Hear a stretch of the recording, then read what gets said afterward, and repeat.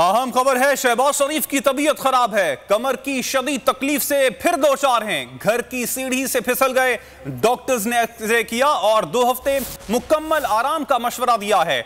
आपको बताते चलें कि ऑपोजिशन लीडर ने तमाम सियासी सरगर्मियां मुअत्तल कर दी हैं। अपडेट कर रहे हैं आपको शहबाज शरीफ की तबीयत के हवाले से, जो कि खराब है। आरिफ मलिक से मजीद तफसीलात मालूम कर लेते हैं। आरिफ, बताइएगा, शहबाज शरीफ क्या अस्पताल में हैं या फिर घर पर वापस आ गए हैं?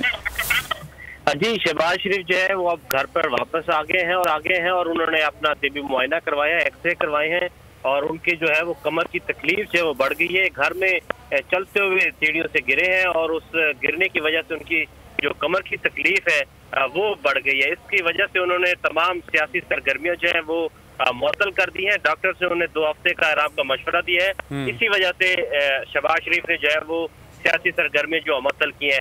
हालांकि तंजीमी इजलास चल रहे हैं पिछले कई रोज से।